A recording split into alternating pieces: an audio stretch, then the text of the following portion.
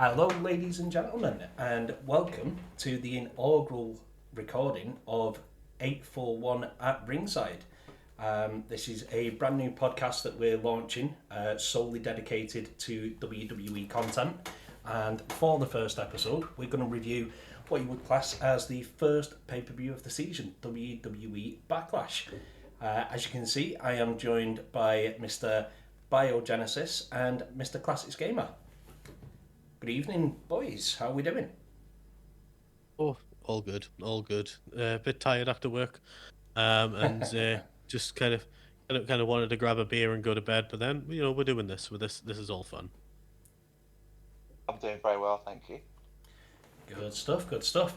Right, guys, so basically what we're going to do is we're going to do a full review of WWE Backlash. So we're going to go through each of the matches, we'll give a bit of an overview as to what happened, our general thoughts and feelings on each match. We're going to give each match a rating out of 10, and then obviously once we're done and we've reviewed the main event, we'll then give the event in its entirety an overall ranking, add them all up, and then we'll come up with a general score between all three of us.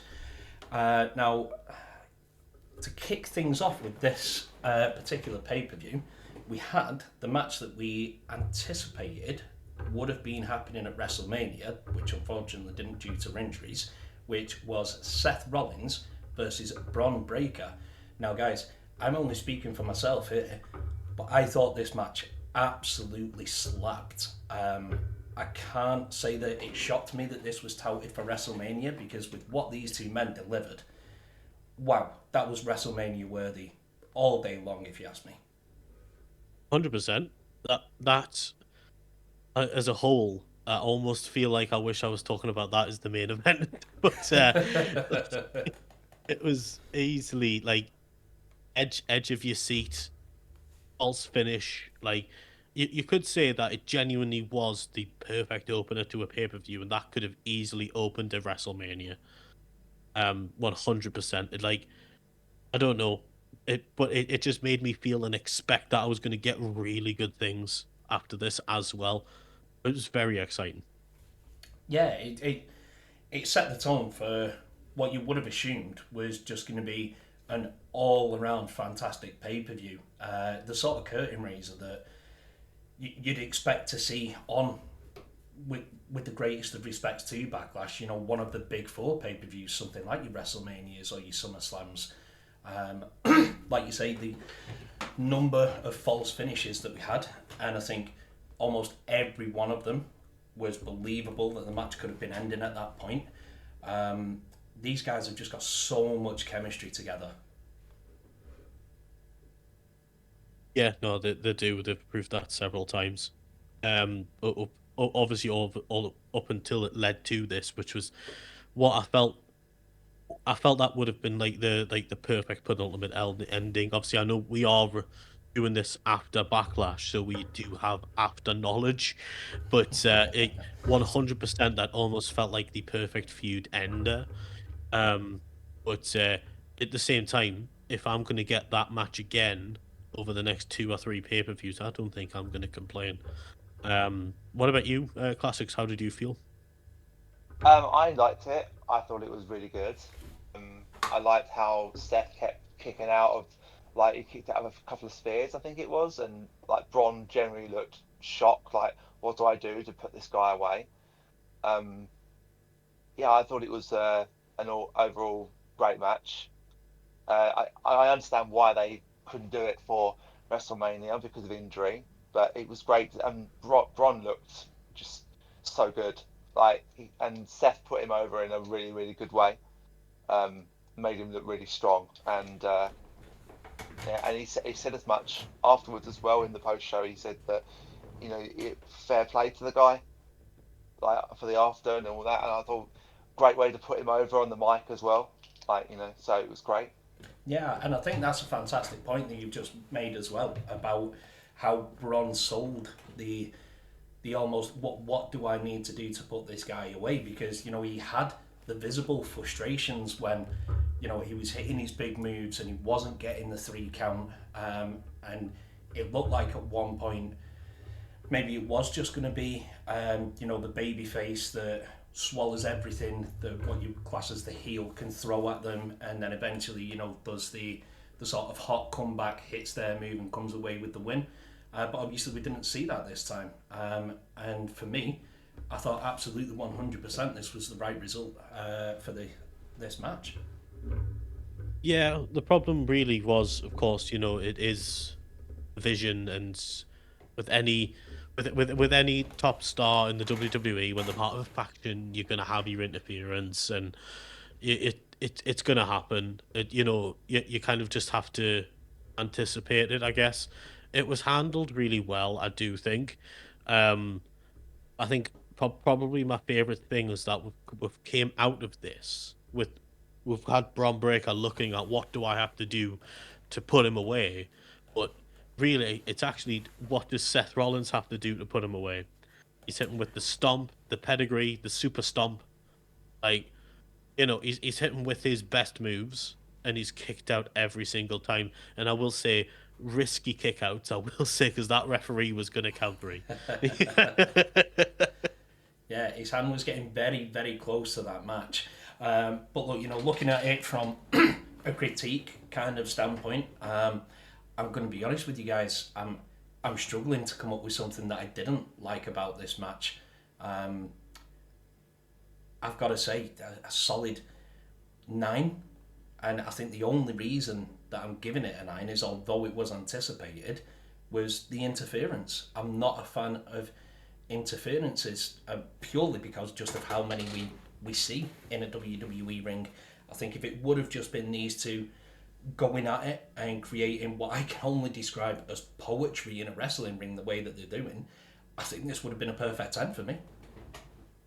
Yeah, I'm probably going to go with an 8 out of 10. Because I think even though it was really exciting, I felt like the most exciting parts of it was just when they were hitting the greatest hits.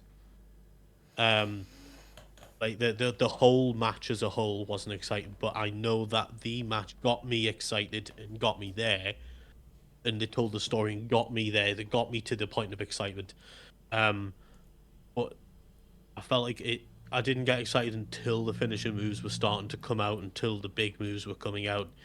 Um, I think that it could have done with the interference earlier. Mm. Earlier in the match, because I think that would have really cemented Braun as like a massive, massive star. Because okay, we've got the interference out the way when Seth is still fresh. Yeah, he's still fresh, and now we're going to have this fantastic 5-star match. And then it turns out Braun didn't need the interference. Yeah?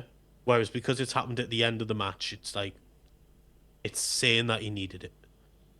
Like, why have they came out close to the end? Because they think he's going to lose. Whereas it would have been a lot better had it been at the start. Because yeah, I can get on board with that. I think they could have improved the timing of it. yeah, I think so. What about you, Classics? Where are you going with that with 10? Well, I think for me, I disagree about the interference. I think it was a perfect point where they had interference. But what I loved about it was Seth was ready. He got out the ring. He got a chair ready. He chased them off. He was prepared for that. He was waiting for that.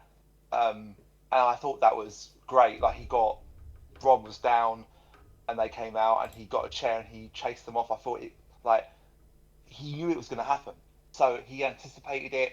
And it's the fact that he got out the ring, and it was that, and I was like, they're going to run out in a second, and I saw it before it even happened. But I think for me it was I think a good solid, I think 8.5. I think it's not quite like, I think if it was, I don't really know what would make it a 10 for me. I just think they made each other look really good. I think Seth doesn't need to win this match to look good. He's already one of the best of his generation. That's always going to be the case. And I think, like other superstars, he can make anyone look good if he's given the right opponent. And it was 100%. just I think the outcome as well, like the what was on stake for the match, I think made volumes. It was like Seth is trying to take down the Vision, but he failed on that. He failed this time. Like, and he even said it. It's the fact that he has no backup. He has no friends either. No one came out to help him at all. Yeah, 100%. And it's really good there to see that we're all within the same sort of realm of where we're giving it. We had an 8.5, and a 9. So we're all pretty much in agreement. Fantastic match. Yeah, certain things could have been better, but definitely a fantastic opener. Now, this next match, I'm going to be honest, guys. I'm struggling to get into it. The rematch for the United States Championship between Sami Zayn and Trick Williams. Try as I might, I just can't get into this rivalry. I'm not emotionally involved. I've not seen enough of Trick as yet, and I'm getting a little bit bored with Sami. The match itself, fine. I've not got any massive points that I point at and say I didn't like this or I didn't like that. It's just the fact that it just didn't grab me. I didn't like the ending. We were speaking about it, I know, during the match about who's the face, who's the heel, who's the face, who's the heel. They're both tweeners at the minute, or whatever it is, right? The thing that I'm not liking is because they're clearly doing a heel turn for Sami and a face turn for Trick. Yeah. Yeah. Now, Sami lost like a face. That's what I have an issue with. Yeah, he lost like he was the good guy. Yeah, Haluva kicked the interference away. Yeah, the interference is Trick Williams's heel winning condition. Yeah, Sami's when Haluva kicked him, and then he's went for it, and then he's ultimately lost the match after that. But what was an okay match? I expect nothing less than a 4-star match from them too. I hate Little Yachty, by the way. Absolutely hate him. I wish it was him that got ripped apart instead of the gingerbread man. But yeah, Little Yachty, he brings absolutely nothing to Trick Williams. Absolutely nothing. If anything, he just makes him boring. But yeah, no, Trick Williams is great in the ring. Okay, he can look after himself on the stick. He doesn't need a mouthpiece. Yeah. Sami is obviously going through this semi-esque conspiracy theory character again, right? And the only reason why I'm involved in that is because I know Sami has came out publicly to say that he really wanted to revisit this character because there was a lot of footage that was shot that was never used, and he loved where this conspiracy theory character was going. Ultimately, they did scrap it, but Sami Zayn as a heel, I love Sami as a heel, right? I love Sami as a heel. The dude's been a face for a long, long time. He is literally the best underdog in the ring. He's got that he's got that underdog wrestling style which really sells to the crowd. But as a heel, he doesn't need it. As a heel, he's just a very good wrestler. And if he's going to do this conspiracy theory character again, then I'm quite excited to see where he's going to take it because this is his vision, it's his idea. He knows what he wants to do with it, and I think he's been at the company long enough for them to give him some sort of creative shtick. Yeah. Of where he's going to basically say, right, okay, Triple H, I've got this idea, and Triple H will be like, oh, we'll see what sort of crowd reaction we'll get, rather than just no, yeah, because as right now as a heel, the whole idea as a heel is that you're going to get the social media reacts, yeah, Yeah. that's what it is. Like, yeah, it's the match itself was fine. I would give the actual match itself a 4, just for the actual performance of the wrestlers. I wasn't excited for it. I think I would have got more excited if Sami had won. Because that could be the conclusion of the heel turn. Yeah. If Sami wins with the low blow, Sami wins with using the title or whatever, yeah, that would be the cementing of the heel turn, and they could run it back again, You know, I wouldn't mind seeing that match again. You know, but as long as Liliani's not there, because I will just go to the fridge and get another beer. Even if I've got a full one, I'm just going to find an excuse to leave if he's on the microphone. I'm going to be honest. I'm it's hard for me to disagree with anything that you've just said there. I think the finish of the match, you got a fantastic point with. I didn't hate the match, but I didn't love it as well. And you know, you exactly as you've just said there. I wasn't excited for it. It was more one of those matches for me where I was like, well, okay, fine, we'll watch it, instead of being like, right, you know, it's the US title match. Trick Williams definitely does not need a hype man.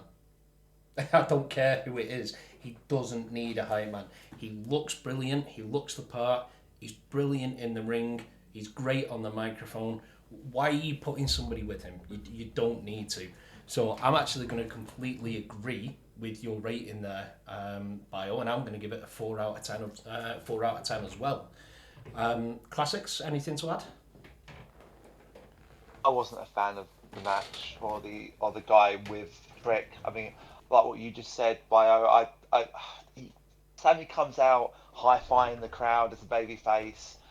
He's listed on websites as a heel. Trick is listed as a face. It's like, make your mind up who is who, and stick to that. If you're going to make Sammy a heel, make him a heel. This loss should be the catalyst for him turning heel. It should be the final nail in the coffin. I've been waiting for this for weeks, ever since Sammy's been kicking off backstage, swiping things off tables, having disagreements with Cody Rhodes. It's just like, when is he going to snap? When is that snap going to happen? Because he's been teasing it for weeks. And going on what you said, he's been a face for so long. He turned babyface, I think, in January 2023 when he steel chaired Roman Reigns to the back at the Royal Rumble. That's when he turned face. Saying more to your point, by the way, it's been months he's been teasing this. Yeah, Because no, he's no, been teasing it the month before Elimination Chamber, yeah, no, which was before Mania, but then Elimination Chamber, and then before that, so almost 3 months we've been getting this Sammy tease. yeah, Like, just get it over and done with, please, so we can enjoy what you're going to give us. Is basically the message. I am just going to quickly amend when I say I expected nothing less than a 4-star match of them. I did mean out of 5. Um, my actual rating out of 10 for that match would be a 6, just because of the what I'm going to call shenanigans. There wasn't really shenanigans, but just because of everything, it just felt flat. But yeah, classics. Where were you on the out of 10 rating? I think I'm probably the same as you. I think it's a 6. I agree what you guys said. Trick doesn't need someone with him. I've seen him a bit down at NXT when I was watching that. I think it was last year or something like that. And he's great in the ring. He's just an all out star. Like, he's an upcoming star. He's a future world champion. He's going to go far in this industry for sure. And I think I saw him as a babyface. I don't like his heel character. It's a very arrogant kind of like, I don't like that kind of character. Um, but yeah, I think a 6 is probably the most I can give it, which is a shame because both of them are talented. They are both talented wrestlers, and Sammy deserves that world title. He 100% deserves it. If they've given it to KO, why not Sammy? You know, Yeah, you need no, to no, give I, him that chance. I've got you there, 100%. I will say that Trick Williams is probably he's probably made the arrogant heel character work despite not actually having a resume to back it up the way, like, let's say a Triple H did. 'Cause Triple H, I am the game, I am that damn good. His level of arrogance was backed up by his resume that he left behind him. Multiple Yeah, world titles, multiple titles, all this stuff in DX, all this and that. Like, he was able to say, yes, I am that damn good because this is everything that I've done. Whereas Trick Williams is, look at me, I'm the greatest thing ever. Oh yeah, by the way, I've only just won my first title in WWE. Because listen, NXT's no longer a third brand, is it? So this is his first title in WWE. Yeah, no, I agree with that. It is his first title, but when he comes out being cheered as a all out babyface, like that's why for me the heel character hasn't made much sense. Whereas other ones will get he like Dom, he's got heel, he's a heel. Shrek is not a generic heel. He's a babyface, and he's a great one for playing that good guy role. And Sammy can do both. But yeah, I just think this match could have done a lot better. I just think it just lacked in just like the final polish. It wasn't quite the shine it should have been.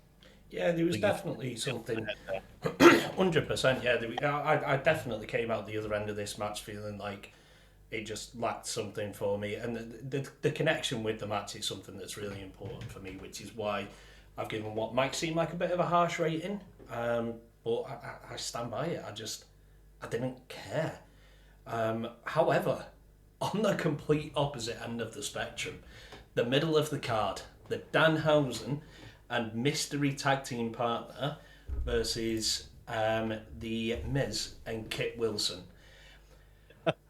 I was excited for this match because I knew it was going to be funny, right? But I didn't expect it to be this funny. At points, obviously, full transparency, we've got a Discord chat where when there's a pay-per-view like this on, we'll all sort of talk while it's occurring. And I think the feeling with this match was generally right across the board. It was hilarious. It was obviously a comedy match, and that's what it was put in the card to do. And oh my god, did they deliver. Now, really quick, show of hands. Who was surprised by the mystery partner? So a general all round. I did expect it to be somebody on the current roster. I just couldn't quite figure out who. And then when he had his cloning machine and the little mini housing came out, that for me set the tone because I was What are you laughing talking at about? What are you that. talking about? That was a perfect clone. That was just Danhausen. Oh yeah, sorry, my mistake. That was exactly the same Danhausen, no mini involved. But no, for me, I don't think it can be understated the importance of the Miz and Kit Wilson's involvement in this match. And do you know what? I think they're the two perfect people for it because the way that they sell the Danhausen shenanigans, the Miz especially, I think it's so important when you've got a match like this. And when Kit Wilson threw the mini house into the cloning machine, and about 5 or 6 of them came running out. I genuinely don't think I've laughed that hard at a wrestling match for years. For me, it was the perfect embodiment of what they were trying to do here. And look, sometimes I just don't want my comedy being interrupted by wrestling. Bio, what can you add to the party here? So this was genius. It was perfect. The Miz is, by the way, I think we should talk about the Miz quite a bit, really, because the Miz is finally getting his flowers. You know, he is a multiple-time Grand Slam champion now, 2-time, and he's really, really being able to put people over in the sort of work that he is. He really doesn't mind. He's done it recently with Joe Hendry, at Christmas time just gone. And now he's doing it with Danhausen. Um, like, I know Kit Wilson's sort of there, but Kit Wilson's getting himself over. Kit Wilson's also helping Danhausen get over. Um, like, the "you are cursed" thing is the same thing as Kit Wilson, like showing off his Buckinghamshire, England muscles as um, I'm and from you England. are, yeah, you are toxic, stuff like that. When he's reading a poem to Obafemi, and then Obafemi's like, that's really nice. Do another one. He's like, I don't have a new one. And he's like, it turns out the only other one he had prepared was an insultive one to Obafemi. You know, it's brilliant stuff. It really is good. But for we still haven't really seen Danhausen wrestle, right?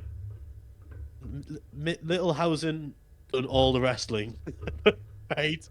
You know, and Danhausen was barely legal, like the legal like wrestler and stuff like that. You know, I know he got the finish and stuff, but like I haven't really seen him wrestle yet. And truth be told, with his time in AEW, he was only on like what 3 shows or something. So we really haven't seen Danhausen wrestle, like like as much as we want to be able to comment on his in-ring ability. But it was easily for what it's worth, for what it was representing. It gets from me a 9.5 out of 10. The actual wrestling match itself, I would give it 3 out of 10. But that's not what it was about. But what this was about, it was about the entertainment, and that's where the E is in WWE. This was like fan service essentially. This was the let's have some fun. Yeah. And you know, daft little things like Kit Wilson's about to get cursed. He's like, "Oh no, I've got the mirror. Haha, you've cursed yourself now." Yeah. So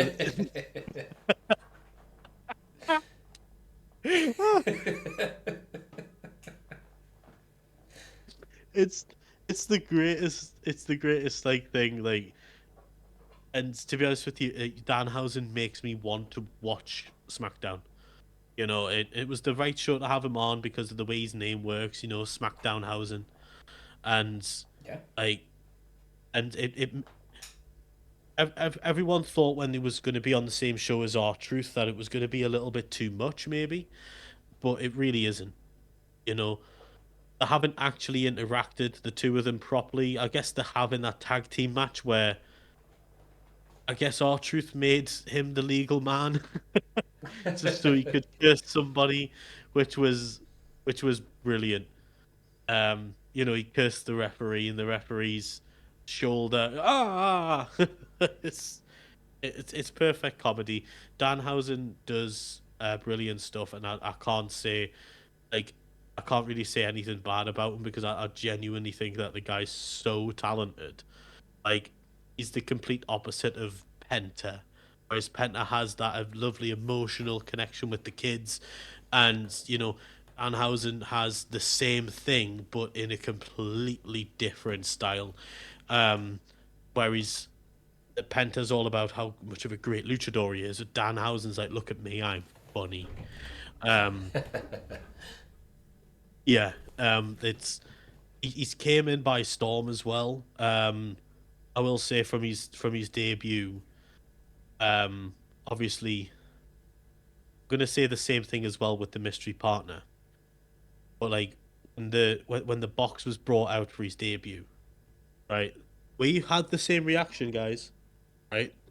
Even on our Discord call, we had the same reaction because we were like, "It's Jericho. It's this. You know." We were like, "Oh my god, who's it gonna be?" And then it's like, "Oh, it's this comedy act thing." Yeah, Which I won't there's deny that. you know. But they clearly put a lot of money into that because you know they had the dancers there. Yes, okay, one was his wife, but you know they had to pay the dancers. They had to have the rehearsals. You know, so they did put a lot of money into Danhausen's debut, and they've done exactly the same thing with us, with this mystery partner. Yeah, they've just gave us Danhausen again. It did exactly the same thing, which is why, again, I thought it was going to be Pepsi Man Punk, right? Because it makes sense, doesn't it, to bring Punk over to SmackDown so he can continue his little argument with Cody Rhodes. Like, it makes sense, you know, and that's what I think we as wrestling fans really, we victimize ourselves. We don't overthink things, but like, we all of a sudden become like these people who are criminally underpaid for the great booking that we're doing on the internet. Um, which sometimes, I'm not going to lie, sometimes our booking probably is better than WWE, but at the end of the day, there's a reason these guys get paid the big bucks, and I'm talking about Triple H. You know, and yeah, this ultimately, if that's what creative are there for, the creative are there to entertain us, and we're there to get excited about it, not to get upset about it. That's what's important to remember. Okay, it wasn't John Cena coming down as Danhausen's partner, where it was just John Cena's music and nobody came down because you can't see him, right? That would have been I'd have been on perfect board with comedy. that. I would have been on board with that because I wanted to see Danhausen get the hot tag to Invisible John Cena. Like that would have because when I was thinking about it, I was thinking about the comedy aspect as well. When at no point in my head did I go, why not just have a clone machine and have why Yeah. not it was I'd say I think it was easily me match of the night. It's hard to disagree. It was definitely segment. It was definitely the best part about the event. Um, I'm going to be honest, and this might be a bit of a hot take, but I'm giving this a perfect 10. And I'm giving it a perfect 10 because you're dead right with what you said in terms of the actual wrestling match. But when you take away from the wrestling match and you look at this from entertainment value, there was no point during this match where I was not entertained. There was no point where I wasn't almost sat on the edge of my seat wanting to see what silly slapstick moment they did next. I think Kit Wilson's mirror, that is so undersung for me. That was hilarious. The Minniehausens, although I'll just highlight, you did tell me earlier it wasn't a Minniehausen, it was a perfect clone. The Minniehausens being reproduced, like I couldn't ask for anything more with this. I really couldn't. It's just the fact that they were all allowed to be in the match because they were the same person. They were all done. But you can't disqualify anyone because you don't know which is which. And that's what I mean. The sheer just stupidity of something like that we can sit here and just giggle about. Like that entertainment part sometimes is just so undervalued. And I think what they've done here is they've given us every bit of entertainment that we could have asked for and more. How about you, Classics? Anything to chip in there? Oh, sorry. I did say perfect 10? They did. What's the curse making me forget? I think it was the perfect middle match for a show that just broke the seriousness of the other matches that were on the card. It was just that one in the middle that just, this is like, you've had like some seriousness, now some fun. And I wasn't sure about it. Like I did say when we were talking about that, it like topped the one where you had Ray versus Randy, and you had the top down view of the ring with all like the centipedes and stuff. That was ridiculous. But this was what you just said, a fun match. And going on what you said, Bio, this put the E in WWE. This is entertainment at its peak. It's up. It's just. I mean, everything. I think that the way that Kit and Miz sold things, the fact that when the Miz did the skull crashing for Nani, he got him up in the air and then put him because he couldn't do it properly. Like that. Well, I just pictured that in my mind. That actually makes me laugh because it's just like, what else? How else are you going to do it? And then afterwards, Miz and Kit were interviewed, and they were like, "How many matches? How many matches? How many people are there in a match?" I think who was it that who interviews the backstage lady? I can't remember her name. But how many people are in a match? There's five, isn't there? Four competitors and a ref. Like it should be a DQ. It's just like, and it's just I love how they portray the sore losers of the situation, and that was Miz being the biggest sore loser that he's ever been. He's been a sore loser before, but that was just, and Kit was just like not saying a word. And It doesn't have to. the mirror, as you said, like was brilliant. The fact they all came out the cloning machine, it's just, it just thinking about this is making me laugh, and it just, I think, it just makes Danhausen just look. It wasn't like one to make him look like an all-out, like the best in the world, but it doesn't need to be, because he's not portrayed as that. He's portrayed as an R-Truth type character. Like, a joke is the wrong word, but R-Truth for a long time was a joke character. He was meant to be this funny, on the low card, but when he was on screen, he was entertaining, and this just puts him up there with R-Truth for me. But R-Truth is more leaned into sort of something more serious now, which is great. But I think Danhausen, just like the fact that he was trying to figure out how to clone on SmackDown, they put that perfect. He was in like a lab in a corner of the Buddy Arena. I thought that was great with all like the smoke, That and little the chemistry steam. set. Yeah, the chemistry set. He was looking at the book and it had like how to clone, I think, or something like that. I thought, that's just I brilliant. forgot that. Like, whoever wrote this thing deserves a medal. You should be on the podium of first place at the Olympics for this shit, because that was just brilliant. I mean, like, fair play to the creative team, and like, to Kit and the Miz, like when they were like, who's he going to bring out? And then he comes out on his own. He's like, look what I've got. This is like, what? I thought it was going to be Joe Henry. I honestly thought it was going to be Joe Henry. But it wasn't. And I'm glad it wasn't, because even though Miz has had beef with Joe Henry, it wouldn't make much sense.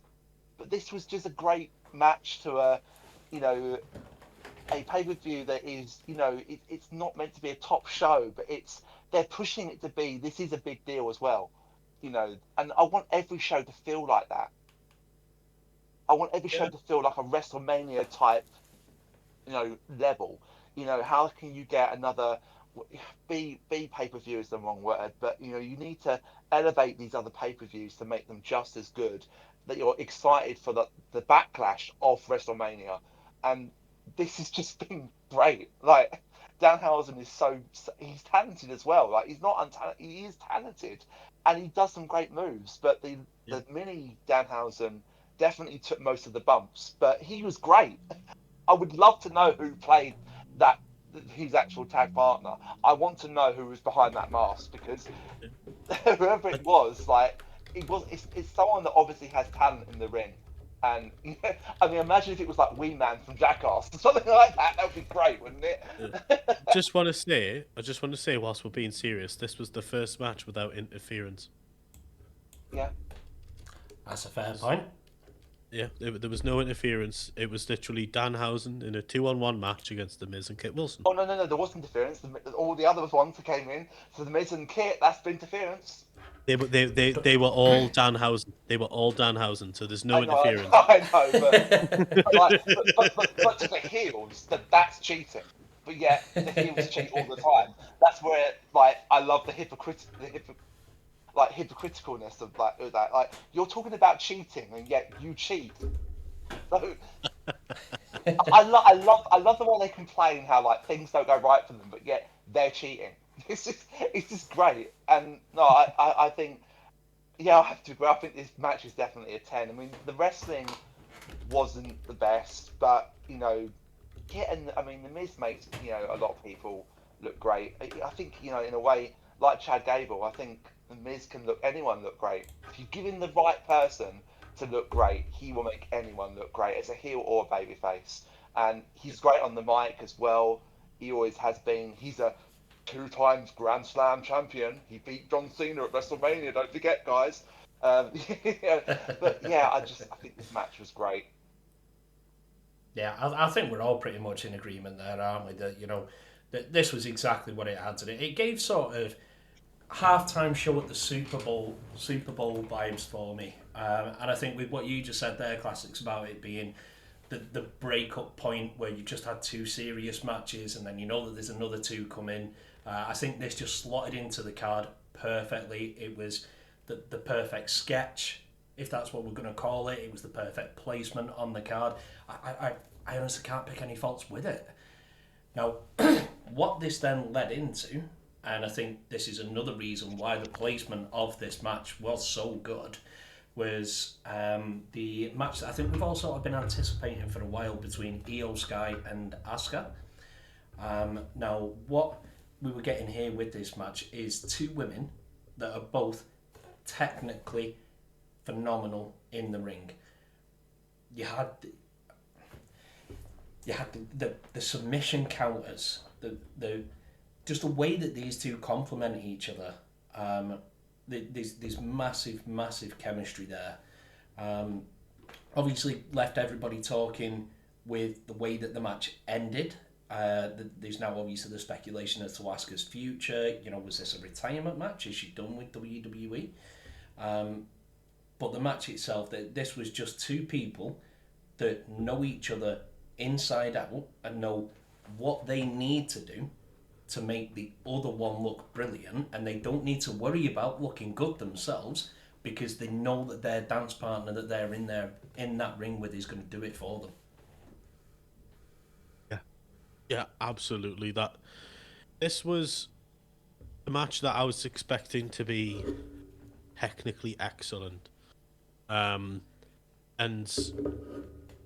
the choreographed the story they've been telling between the two of them, I think, to an absolute T. I'm giving this match a 10, by the way, 10 out of 10. Everything down to the mist, like everything down to that, the Oscar's ultimate weapon, and like it just everything down was it was perfect. It was a perfect, and it felt like a passing of the torch match. Fair In point. terms of Oscar's retirement plans, like, did you see that bit at the end where she's getting all emotional and the hug, and she does that thing with her mouth, and I was like, oh, there's another mist coming. There's another mist coming. That's exactly what I thought was going to happen there. But it was obviously it's just genuine emotion from like the thing that's kind of doing my head in a bit, right? Is last year we had John Cena, right? We had John Cena. I'm retiring. I'm retiring. This is how many shows I have left. I'm retiring, yeah? And obviously I know Goldberg retired last year as well. But if it's like, okay, now AJ's retired, or Brock's retired. Oh, Oscar's, whoa, like what, why is everyone, everyone's retiring. It's just like, right, okay, hang on a minute. Like, why, there's something wrong here. Like, I feel like people have maybe looked at Cena and say, I'm not going to announce my retirement or anything like that because he's just done a whole year. But we're getting a lot of retirements from a people that we probably didn't expect in a very short space of time. Very short. I'm almost thinking that I'm going to get another one at the end of this month. Clash in Italy. Someone's going to retire in Italy. I don't know. Gunther's going to retire in Italy. Like you know, you just don't know. Like it, I almost feel like that it's going to happen again. Somebody's going to do something that comes across very emotional, very goodbye feely. Like, yeah, it sort of makes you feel a bit uneasy. I did cry when Brock retired. But it's very emotional. I bawled my eyes out when Gunther's entrance started when Cena retired because I knew I was going to hear this music one last time. I was welling up throughout the whole night, and my flatmate was like, "Don't worry, I'll tell someone it's hay fever." um, but but yeah, it was, yeah, like AJ obviously. They had that in the stipulation AJ retires, and it was no secret AJ was retiring this year anyway, which is fine, that they had that in there, so like it's not a case of okay, we can prepare for it as fans, but yeah, I feel like in this match in particular that it was being bombarded by the fans of We Want Kyrie. Yeah.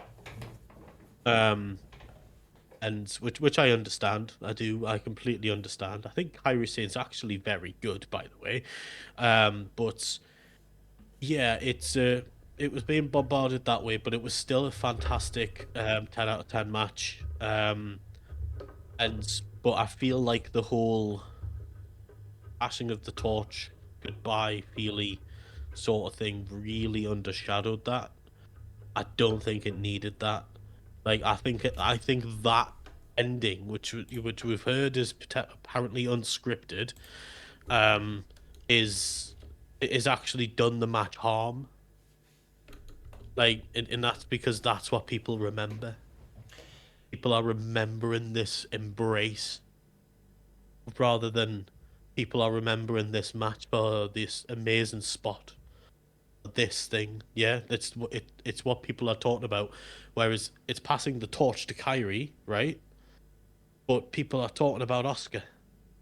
Yeah, and for that exact reason, that that is the only thing stopping me giving this a perfect 10 out of 10. I think even if they'd have done that spot with just some more clarity, instead of having this whole, it's up in the air with no one's 100% sure what's happening with it, then yeah, Yeah, maybe I would have gone a full 10, but just, yeah, like I think you've just said it there beautifully. I think in years to come, when you look back at this match, it's not going to be looked back at or remembered for the technical masterpiece that it was. It'll be, if it does turn out to be true, the moment Asuka retired, and I think it just does it an injustice. I think because of that, like I say, I would go with a 9 out of 10. Just touching on the whole retirement thing, though, I think my take on that is, look, we all knew about John Cena. Everyone and their mums knew that John Cena was retiring because that was how big it was. I think the one that's really made people look at it was AJ Styles because although, yes, agreed, we knew he'd already come out and said that 2026 was the year that he was going to retire. I don't think we expected it so early. And I think that could have potentially made a couple of stars look at themselves and think, well, how long have I got left? Because, I mean, look, I'm not a wrestler, so don't say this with any degree of pedigree, but I don't think anyone wants to be remembered as that guy that just stuck around too soon. I think they all want to go out in their prime. And I think that's Ric maybe Flair causing, syndrome. yeah, exactly that. I think Ric Flair is the prime example of just, look, mate, you need to retire. Um, I think that might just potentially be causing some of the talent to have a look and think, was it my time? Should I do the same thing? Should I follow suit? But yeah, the match, I can't pick anything to fault the match on. Like you say, this was a technical masterpiece and almost like Daniel Bryan esque kind of match where it's two people that they're not huge, they're not brilliant, but what they have got is this bags of technical wrestling ability, and that was absolutely on show with this. Again, if not for the way that it ended, I would be going with a 10 out of 10. How about yourselves, Classics? Any sort of different take? So I was still muted. I think this was a great sort of mentor-student match. They built it really well with the interview on the previous. I think it was on. Was it on Raw or SmackDown? And she missed EO after the interview, and she says, I don't have any love for you anymore, and it just built this really great kind of like almost not a blood feud, but it was just before that blood feud, just before that kind of like hatred for each other, and the back and forth. We can debate till the hill, till the till whenever that she tapped. I don't think it was a tap personally. I think she was just flaying her arms around. Whether or not they see that as a botch, but the referee didn't just said, "What you got They to do?" very quickly said it on commentary, right? Did They they? very quickly, yeah, they did. They were just saying that wasn't a tap. That was, yeah. They literally very quickly put it on commentary because it Yeah. wasn't just the usual like that. It was like, and I put it on the Discord and I was like, that was a tap. Yeah, Yeah, because like, she was doing this, but I've seen them do that before. I've seen wrestlers kind of like doing that and sort of like or doing sort of that or or doing that. and attack is that for me, not But yeah, we can debate that till you're blue in the Yeah, face. is For it hand me, it that way wasn't or hand attack. that way? Which one works? Yeah, yeah. Do I push or pull? Do I do that or do I do this? Yeah, whatever. Like, but I just and what you said about the mist, I thought that was just we've always seen Asuka hit the mist. I don't think I've ever seen Asuka miss anyone with the mist. Um, but she held up the notepad and it was just like, and Asuka looked genuinely like shocked. I was like, what?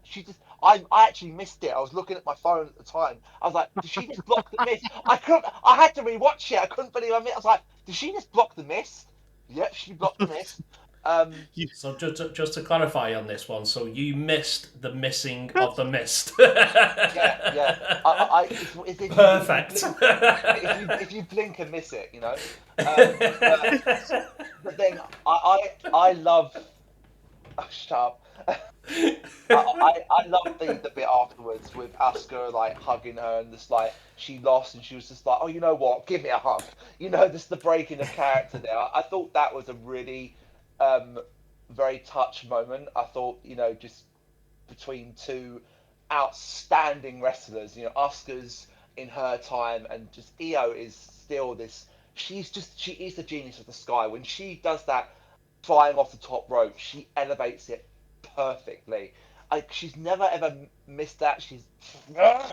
Um, she's never botched it or anything like that. I just think that, and what I would love to happen is if they have Asuka on the show one more time, and she gifts Io the Mist capsule. I'm now. That's the ultimate thing for me. Like I'm letting you carry on this thing that I used. It's now yours. yeah. Maybe it should I die love with that. Asuka. Maybe it should not. But Shinsuke uses it, so why not Io? Yeah, like it's one thing I wanted to pick up on with the notepad thing, right? Is that Michael Cole was like, Corey, she used your notepad, yeah. You could clearly tell on the camera that thing had no notes on it.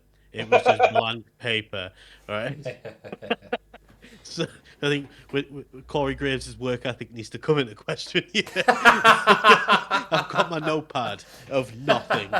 Well, when I actually rewatched that moment, I was watching the notepad on the desk to see when Io picked it up, and when they did a move, she very subtly picked it up and it does this. It's just like I was just now I know you're gonna do it. I'm gonna wait for you. What is your cue to pick up that notepad? But yeah, I think two great wrestlers, and I don't want to see Asuka go, but if she's following Kari out as well, then fair enough. I wanted Curry to return, but they haven't done a truth thing this time. They haven't listened to the fans, and I think that's a shame. Yet. Yeah, yet.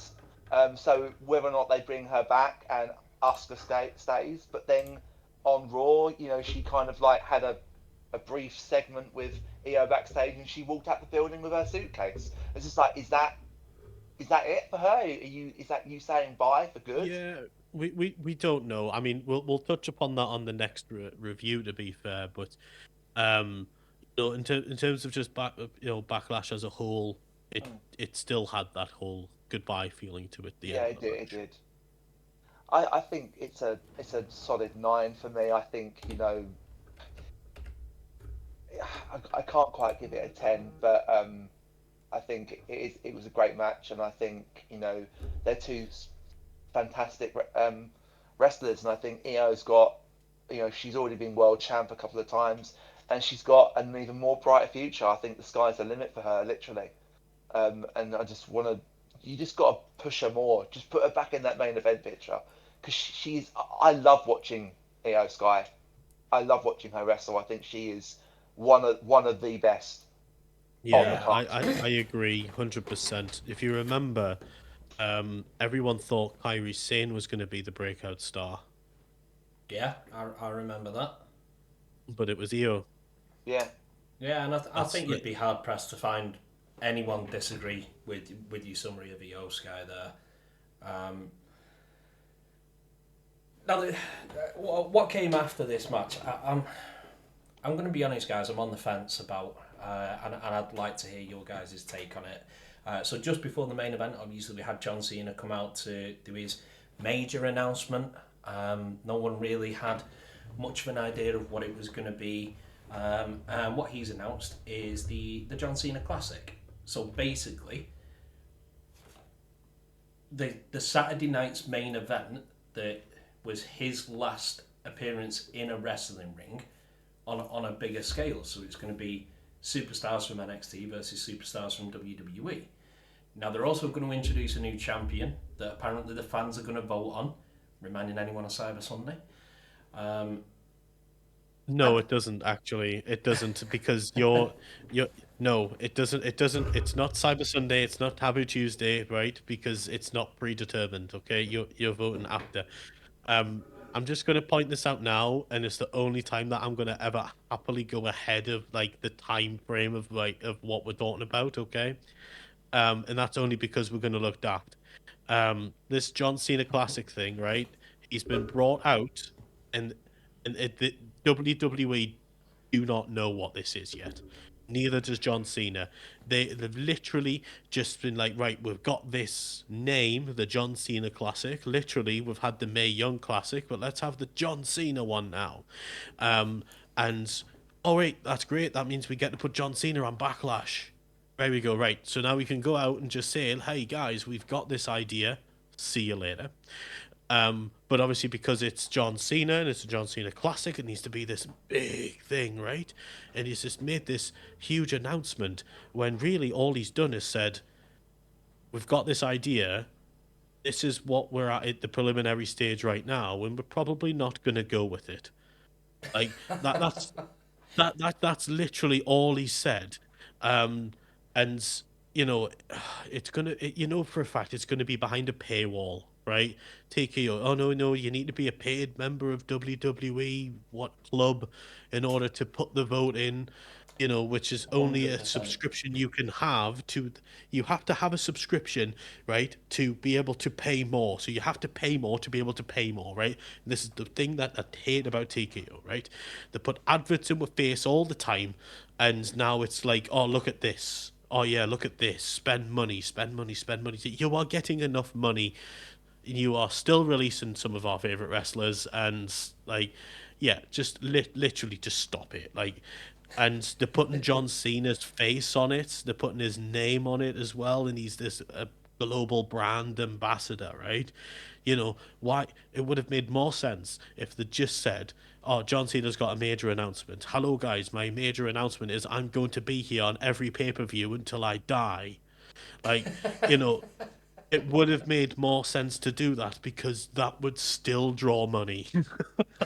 Like, It's just, you know what, that what you've just alluded to there is entirely why I'm really on the fence with this, because the guy's retired, but he's now appearing more than what he did in the last few years of his WWE career, and it's like, but we're supposed to miss you. We're supposed to be like, do you remember this John Cena match? Do you remember that John Cena match? Like, we're supposed to be grieving right now, and we can't, because a guy that made his career out of You Can't See Me, we can't do anything but see. And it's just I'm intrigued, don't get me wrong. I'm now starting to wonder if you're some sort of TKO insider bio, because I think what you've just said there is exactly what they are going to produce. Well, you've got to pay to vote, but in order to vote, you've got to have this membership, which you've got to pay for. Look, I'm intrigued by it. I just hope that TKO's greed doesn't make it absolutely fall flat on its face. But just thought it was worthy mentioning because it's something that happened on the card. Now, this main event, I was really excited for this. I thought it had a really good build. Obviously, the main event for the World Heavyweight Championship between Roman Reigns and Jacob Fatu. Now, one of the issues when you have, this is what I think anyway, one of the issues that you have when a superstar like Roman captures a world title at WrestleMania and then he defends it on the first show following WrestleMania, you know that they're going to retain. And I think with me, the fact that not necessarily the fact that it was Jacob Fatu that they presented as his challenger, but the way they presented him, there was that air for me of, but what if? What if they do make the person that held the title for the longest in our sort of generations, what if they then do make a transitional champion out of him? And I was really intrigued with it because I'm going to be honest, there was part of me that wanted them to. I think if they would have done it, would have really cemented Jacob as this monster that they're trying to build him towards. Obviously, that's not what happened. I didn't hate this match. I want to put that out there. I didn't hate it. It felt like there was something lacking for me. Now, I think the whole idea of it being Jacob was they were trying to re-emulate that just big guy match feel that they had for the Intercontinental belt at WrestleMania a few years ago with your Drew McIntyre, Sheamus, that kind of match. I think that's what they tried to do. And I just felt like it just didn't. It was very flat. Now, obviously, I know it was the main event, so our Discord conversations were very flat, and I think I was the only one who said anything. And it was well before the match even said, I said, how was this match ever going to follow Danhausen's match, right? And I wasn't saying that as a joke. I was genuinely saying it facetiously, because it was never going to. I was never going to get entertainment out of this match. I don't think Jacob Fatu is this great wrestler. I think he's dangerous. Watching him, I think when I say dangerous, I don't think he's dangerous to his opponent. I think he keeps his opponent safe. I think he's dangerous to himself, with the his wrestling style. But obviously, he's a professional. He's in the main event of Backlash. He knows what he's doing. I don't. But just from what I see with my eyes, I keep thinking he's going to hurt himself. But yeah. That's kind of how I feel about the match, because it was like, right, okay, the last 3 weeks we've been introduced to this Jacob Fatu. Okay, look at my hand.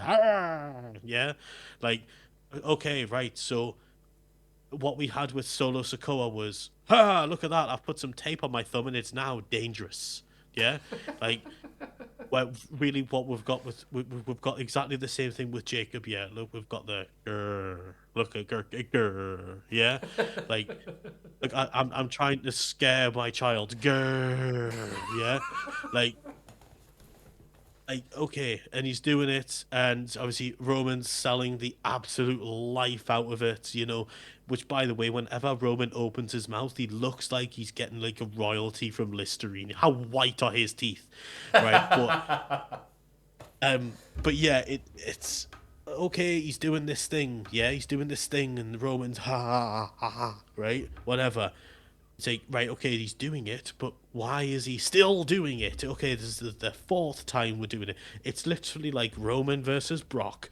Superman punch, Superman punch, Superman punch, or Drew versus Brock. Claymore, Claymore, Claymore.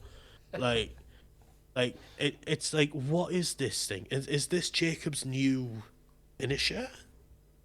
Is this his new thing?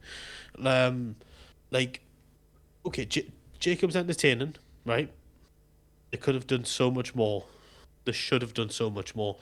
Had I known that this match was going to be as bad as it was, I would have wanted interference, just to give me something to look forward to. It was the worst on the whole card. Like, for me, it everything about it fell flat. The ending, the less said about that, the better. Because we've done exactly the same thing that Randy did at WrestleMania. He's lost. Oh, yeah, I'm going to finish tall and raise the title, and stand over you. And we haven't seen Randy Orton since that night. And, what are we... Is this Jacob Fatu going on holiday now? I lost the match, but at least I've got a photograph with me with the title. I'll see you in 4 weeks, after I've, took my main event pay-per-view money and I've took my family on holiday because that's the whole shtick, right? Like, come on, man.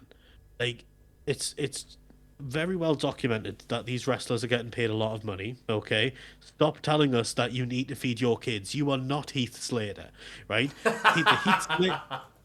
The Heath Slater saying I need to feed my kids. I understand that because Heath Slater couldn't wrestle very well.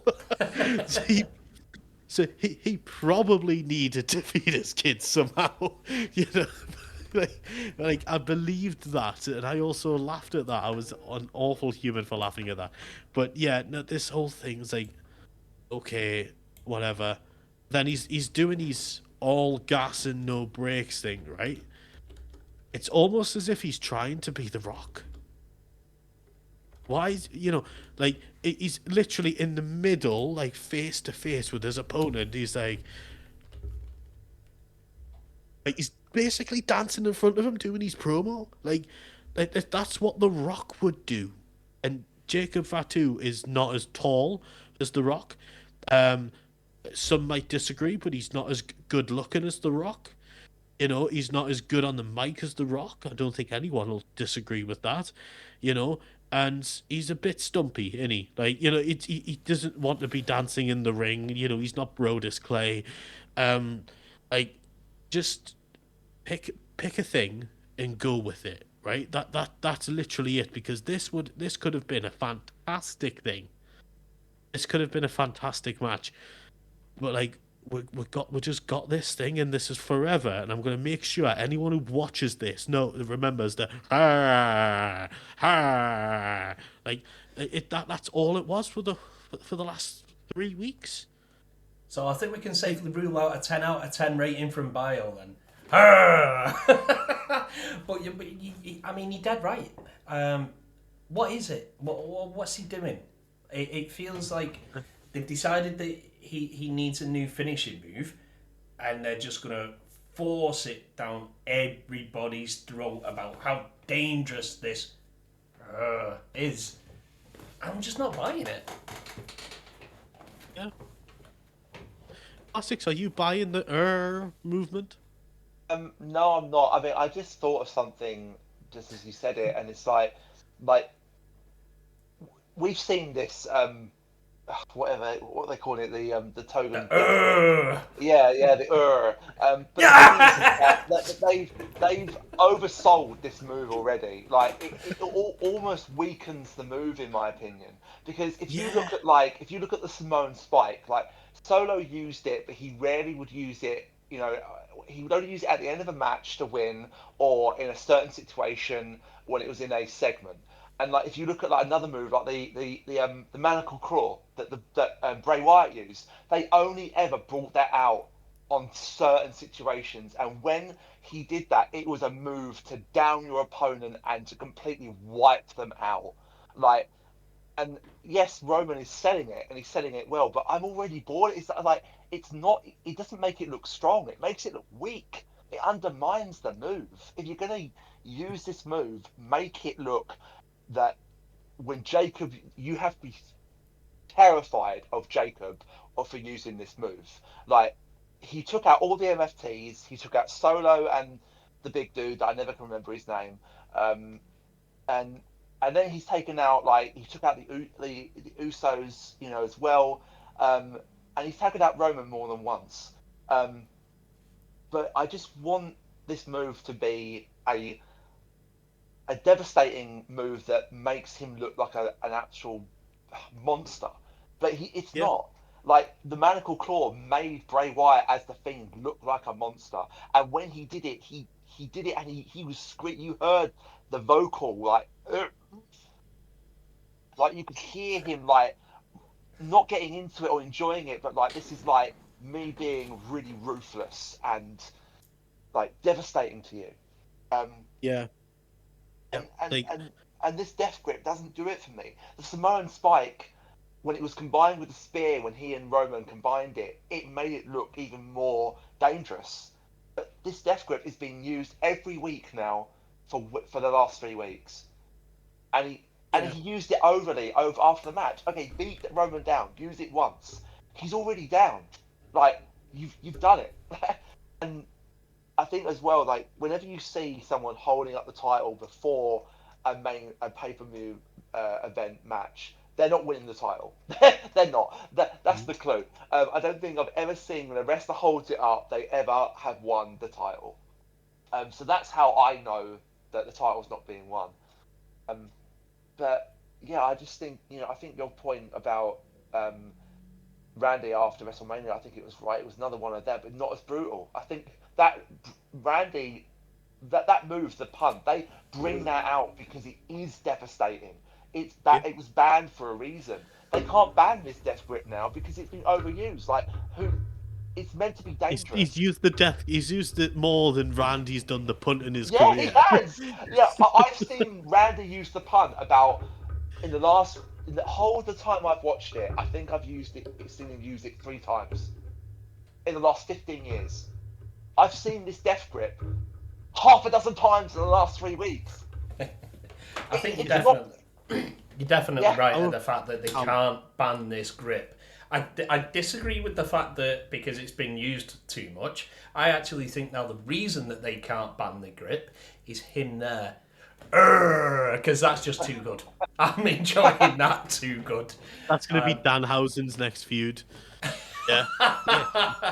Danhausen will use the grr on Jacob Fatu, and maybe I'll get some human monies and defeat Roman Reigns at WrestleMania. Or what'll happen is Danhausen will curse Jacob and he won't be able to lock in there. He'll get that far and he won't be able to. It's like I've been playing Pac-Man for too long, and this is what's happened to my hand. But yeah, I think we're all sort of in agreement here, aren't we? That it just this match delivered nothing like what you would have expected or hoped, especially for a premium live event. If we're going to appease WWE, a premium live event's main event. Do you know what, Bio? I think you sold it earlier on. This wasn't the main event. Danhausen was. I think when we look back at Backlash, I think that'll be the first match that comes to mind. And I think for me, honestly, if you give this anything more than a 5 out of 10, I think you're being overly generous. That's exactly what it's getting. It's getting a 5. That's all it's getting. Like it's disappointed me. How have we went from Jacob being this brilliant match at WrestleMania versus Drew to grr? Yeah, I mean, it's just like that outstanding match they had at Mania to like a few weeks later. I mean, if he had used it on Drew, and like, because Drew was at one point, being just as overtaking, like it was back and forth with him and Drew. But it's been very much Jacob been dominating Roman. Like Roman's got a few Superman punches, he's got a few spears, but Jacob's got back up and has continued. And that's how they've made him look in that department. Hands off to you, you've made him look an absolute beast. This is like when Roman first came back and he speared the Fiend, and like he came back as this monster heel, wreck everyone and leave. That was his slogan: wreck everyone and leave. This is what they're doing with Jacob: destroy everyone and leave. Like he's done it with the MFTs. He's done it with Solo and whoever, and then Solo came out and said, "I'm going to kill Jacob," and then he again gets completely taken out again. It's just like, no, you're not, because Jacob's absolutely outstandingly great. But this death grip is just got, I love the fact that it's, putting Roman to his knees and making Roman look like this underdog, which he hasn't been for a long time. Roman hasn't been this underdog that has to overcome the monster heel. It's always been he having to be overcome. Cody's story was him overcoming Roman, but Roman now has to overcome Jacob. And if you're going to put the title on Jacob, do it, or if you're not, don't. Yeah, that's definitely a story for another time. But yeah, 5 out of 10 max, and that's exactly what it gets from me. Mank, what about you? Yeah, I'll stick with 5. I think anything more than it is just over generous. Classics. Are we having a clean sweep here? I think 5. Yeah, definitely. Well, I Yeah. think we're all in agreement then. So, when we look at the night all in a whole, with the rankings that we've given these matches, what this boils out to is I have given an average match rating of 7.4, and the two of you, but funnily enough, have actually got the exact same average ranking, and that's 7.7. I don't think these. I think those rankings are absolutely perfect. I think what we've got to remember is there's 3 matches on this card that we've all given an 8 and above. So I think for that particular reason, I am going to say it was a good event. I just feel where this fell off and where it's left a sour sort of taste in my mouth is when it was bad. Oh, it was awful.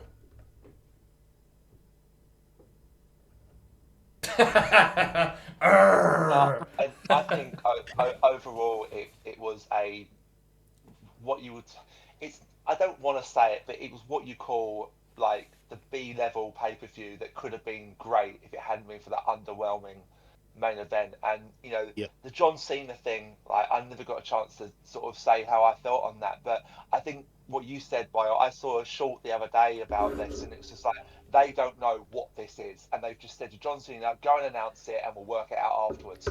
No, because what the hell is it? Like, I don't know what it is. I don't like the structure of it. Like, if you lose, you can still vote and they can win, huh?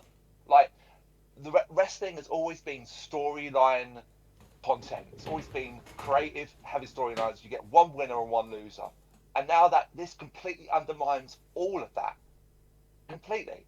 It's just And like, that's definitely a video that we can do in the future as well of how would we book the John Cena classics, because we know just as much as WWE do right now. the one thing I would do is I would have a normal tournament with a John Cena title, a bit like the People's Champ title. That's how I would do it. That's how It's I'd book spinner it. belt. The spinner belt could be Yeah, the spinner a belt. Yeah. spinner belt. Yeah, I mean, Rock has the people's champion belt. He will never lose that belt. John, this is the John, a bit like what they do with the Crown Jewel Championship, Crown Jewel. With the ring. That's how I would book this. Or we could have Could the. be. It could be a King of the Ring replacement. Yeah, but I No, Yeah. like King of the Ring. Like instead of carrying around, look at me, I've got the crown. Where it was like, because King of the Rings lost its weight right now. Okay, it's lost all of its weight that it had. If they're gonna bring this John Cena Classic thing in, and you've got this title, like instead of carrying around, look at this trophy, look at this crown, look at me, I'm gonna make a decision because I'm the king. Um, like because that's what it's turned into. We haven't had like a big elevated push since I guess Triple H really. Um, King of the Ring, just like Survivor Series is starting to lose its thing and they're having to reinvent Survivor Series. This could be a King of the Ring reinvention of where it's like, right, this the reason it holds its weight is because it's got Cena's name on it. You know, but yeah, like I say, who knows? Because we're just gonna like keep talking about it. If we Because if it if we keep fails, going. that they put John Cena's name on it, that's a big ask. Like if it Ex- fails, it's got his like the fans are going to blame John Cena. I yeah, and then think. we'll never see him. Yeah, we'll never see him. But if you're going to do it, you need to think, work out what it is, so you know what it is, and then announce it. Don't just announce it. I was hoping that they would do a WrestleMania London, but they didn't. Like, we need that. We need a yet. WrestleMania London.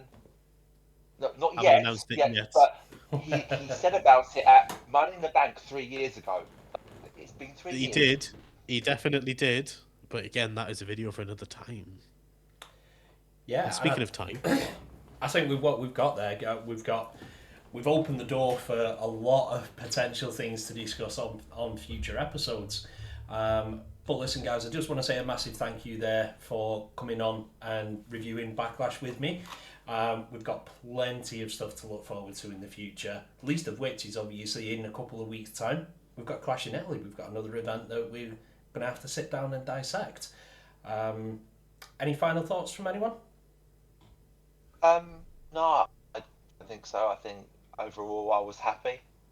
I was entertained, and that's what I want to be. I want to be entertained, and I think we all agree on the Dan Hansen. That was the epitome of entertainment. That was how you entertain someone.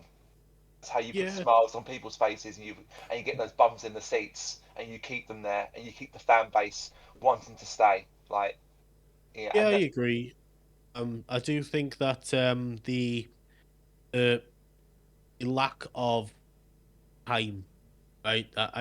This pay per view didn't last very long. You know, I'm expecting it to be 3 hours.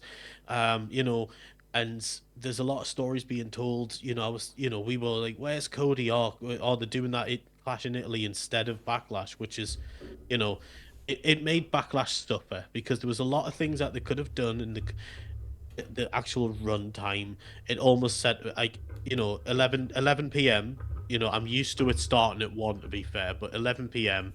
You know, I I felt like it could have had at least two more matches.